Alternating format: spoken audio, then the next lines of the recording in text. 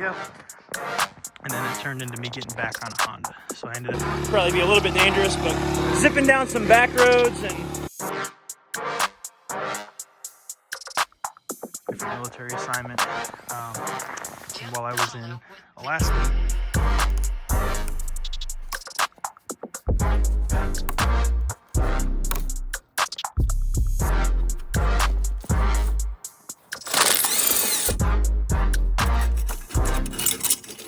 Get the new rear tire ordered. I'm gonna probably shoot some through, find out what kind of oil this thing takes. I think it's GN4.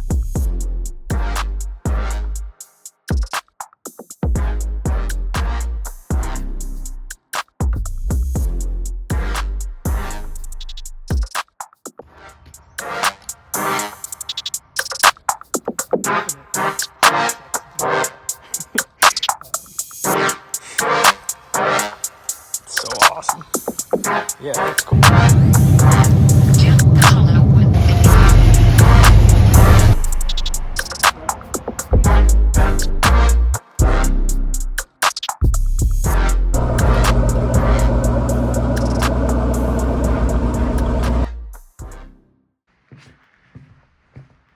Good morning.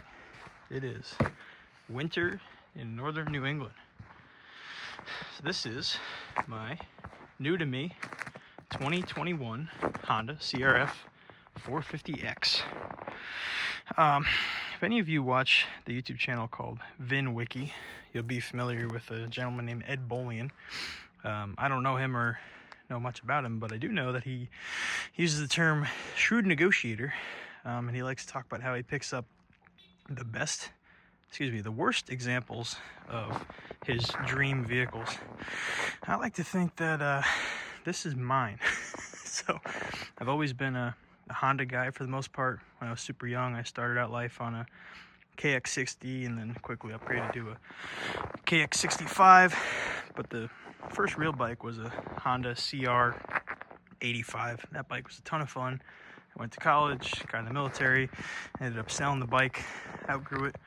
And when I got to Alaska, which I'm sure some of you who follow the YouTube channel are familiar with, I kind of got big into snowmobiles and ATVs, but hadn't really had a bike in quite a while. So I rode my buddy's Harley. He had an 883 Sportster. Bike was kind of similar example of this, where it was, pretty well neglected. But I fell in love with bikes again. When I got to Alaska, through a series of trades, I ended up with a KX250F.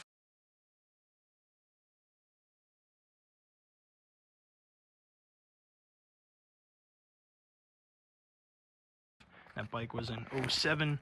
I put some clips of that in a recent video. I'll put the link to that in the description as well.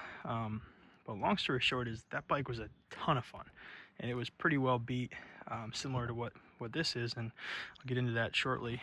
But I ended up trading that bike because I had a street bike. I had a ton of fun on that Kawasaki. It was a 2009, I believe, 636. So I ended up trading that bike for that 250F, and then that turned into me getting back on a Honda. So I ended up on a CRF450R.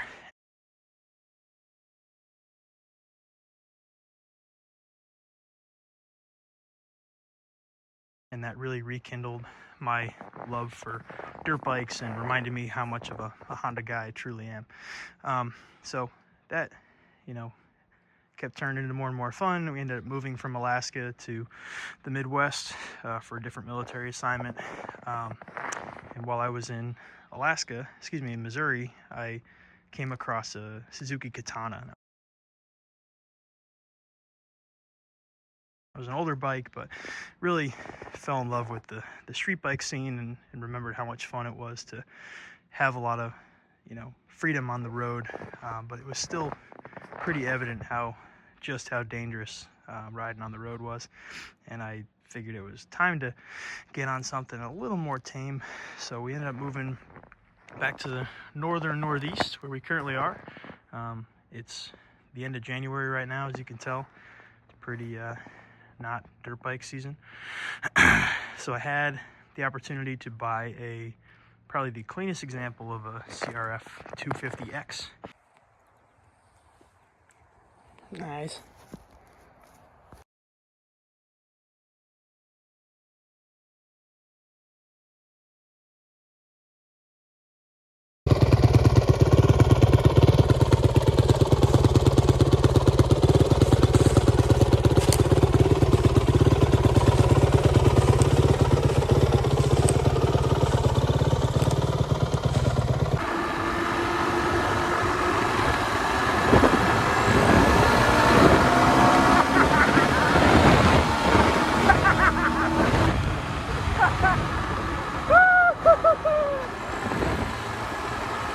Hell yeah. Made a video about that bike recently, had a ton of fun on it. Long story short is, we'll get into that here shortly, I got bored on that bike. That thing was a single owner. I was the second owner of that bike. I was able to put a plate on it, had a ton of fun, but it was kind of a pig. It was a 2015 CRF450X, and I really missed the fun I had on the street bike, and more importantly, the fun I had on my 450R. So this is a 2021 CRF450X.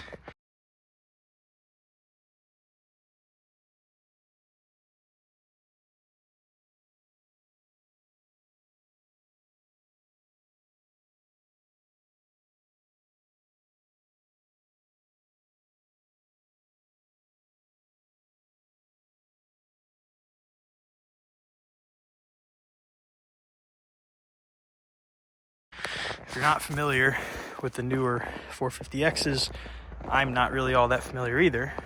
Essentially, this is basically a dirt bike, but it has the same transmission as the CRF450L, which is a 6-speed. So I had the opportunity to take this bike down the road a couple times since my recent ownership, but let's just take a closer look at it. So 6-speed transmission, the bike's a ton of fun, but it is beat. It's seen better days. I mean, let's start with the grips. Clearly, it's been ridden hard, dumped a couple times. The bark busters are falling apart. Somebody either shaved and or snapped off the clutch lever here. The handlebars are bent all the crap. The bark buster on this side, I think they used to be a Cherbis, maybe they're factory, not sure.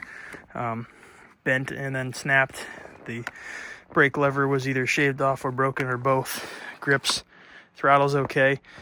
This bike was from Massachusetts. So basically what I did is I sold my CRF450X for the same amount of money I paid for it 1 year prior, which to me is a win because I put a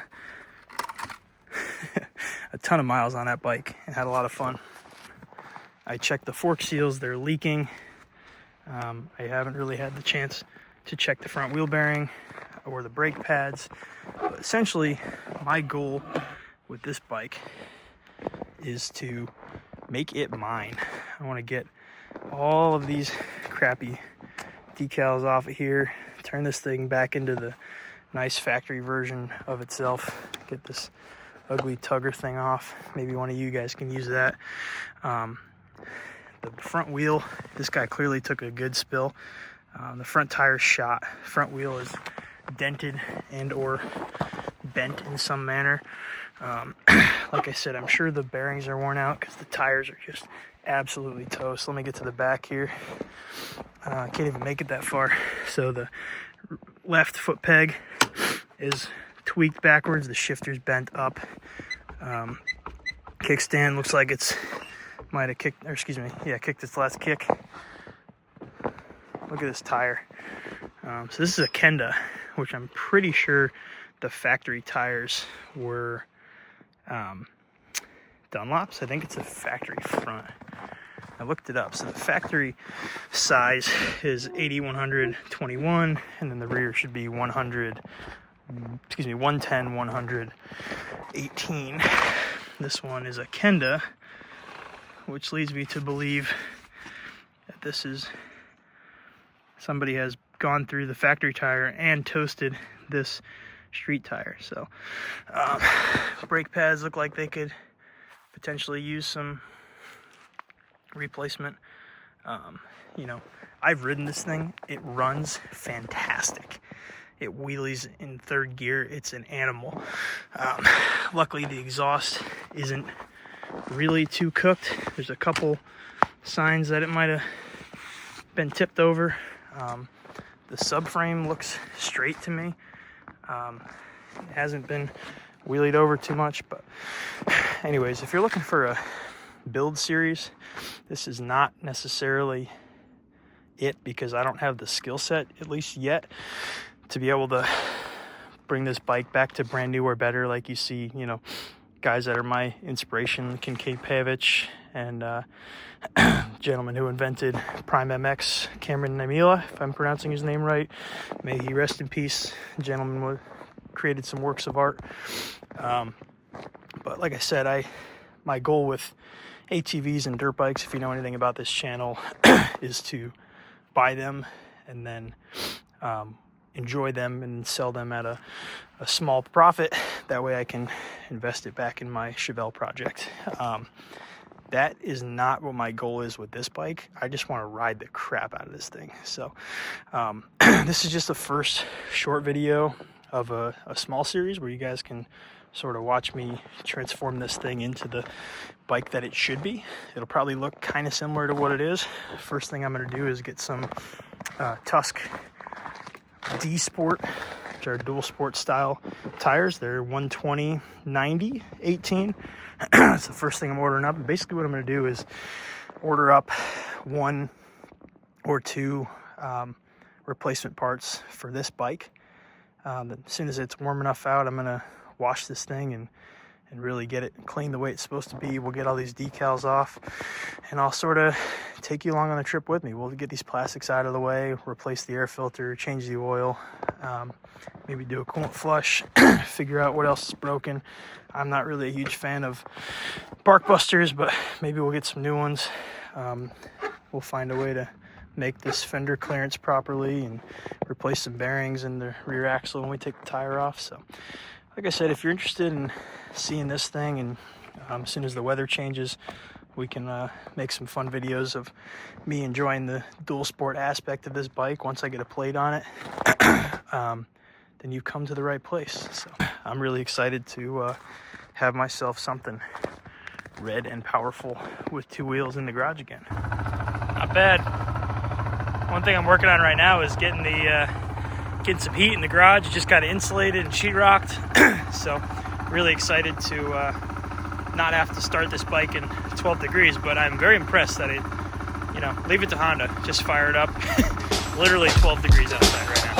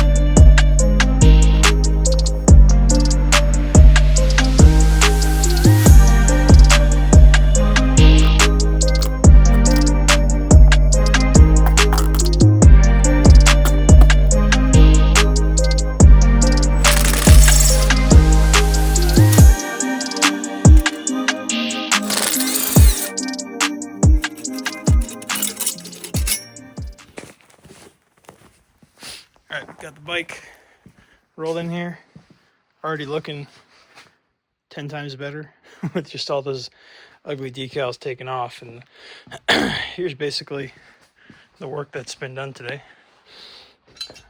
Order up a new one of these. This is gonna stay out. Get some proper hardware. These are all the decals that came off. I don't think I'll ever use these things again for the grips, but we'll have to order up a stuff to do an oil change. Looks like it's down on coolant, which is a little bit nerve-wracking and probably something I should have looked at better. I did notice there's some signs of something going on here. Green. Anyways, we will get the new rear tire ordered. I'm gonna probably shoot some footage of that here shortly. Got a couple errands I got to take care of, but I will, like I said, order up an oil filter, find out what kind of oil this thing takes. I think it's GN4, which I've got over there, but I could be wrong. Yeah, we'll get a foot peg ordered, probably get a chain case saver put on, and just keep getting these. There's a couple decals I couldn't get off. I'm gonna get a heater in here. Got someone coming hopefully soon to get a big heater installed up there, maybe a hot dog heater of some sort, propane. And today's garbage day, if you can't tell. But I'm really excited. Even with just a little bit of poking around, this thing already looks like it could be something really cool.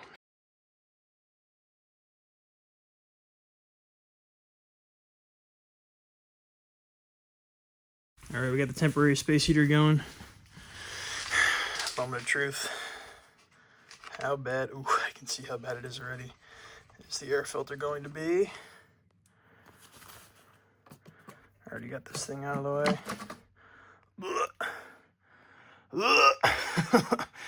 All right, that is, it's oiled, but it is looking rough. Let's get a glove on. I'll get that thing out of here. And here's where we're at. Definitely never been cleaned. I bet not once. So unfortunately, this guy just cost me another 30 bucks. But whatever. The cool part is the back side of it looks brand new. So thing must have been in theory the air filter was working well, but I have a feeling this thing will be much happier with a fresh new air filter. And I wish that little rubber ring around the corners of the air filter, if you can call those corners, wasn't shot, and we could in theory replace that, clean that instead of having to replace it. So let's keep getting into it.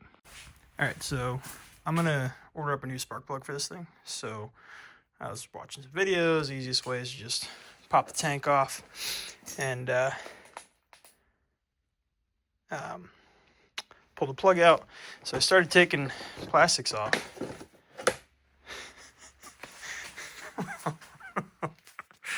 She is cooked. Holy smokes. Oh. It's supposed to look like that. This thing took a tumble, to say the least. I was hoping the brunt of it was caught by the foot peg here, but yeah. All right, let's pull the skid plate off just for fun. Yeah, it looks like it shaved a piece of that plastic cover off too. I think old boy took a fall on the interstate. All right, so we got the side plastics off. We're gonna go ahead and pull this tank off, which should be this one. And I don't think we need to take this plastic cover off. Let's see.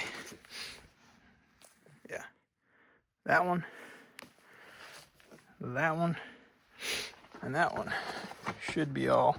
I think what we're gonna do is we're gonna slide this tank to the side, pull the plug out, and we'll just put it back in place.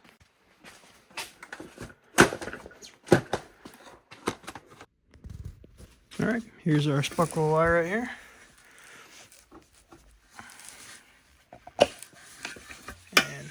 deep down in the abyss is our spark plug. I'm going to get my fancy spark plug wrench and we'll get that thing out. Well, it's going to have to wait for another day because the spark plug wrenches I have, this one is too small. This one I think is the right size, but it doesn't quite fit inside. So I'm either going to go hunting tomorrow for one at Napa in between these two sizes, or just order a new one up from Amazon. Probably from Amazon. No, probably from Honda online. But in the meantime, we're going to get that skid plate off and just see how far the extent of the damage is. So anyways, I get easily distracted, can you tell? This pulled out, the one underneath, and the one on the other side. This thing should pop right off. Huh, cool. Usually there's a whole bunch of surprises under here, but not so much. That's a good sign. Alright, we're going to take this cover off, I think. Yeah, 1, 2, 3 8mm bolts. This should pop right off, and we will be able to get a look at where the oil filter and oil change process occurs.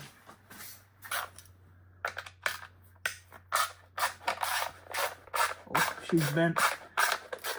Oh boy, she's tweaked.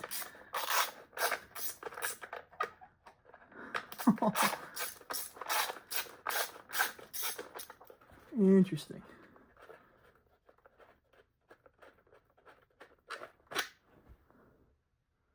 Wow.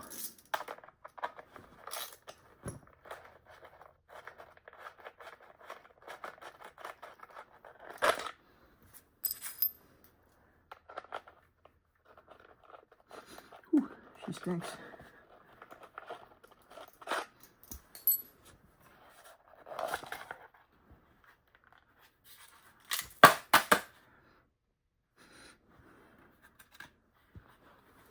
Let's see what we got going on under here.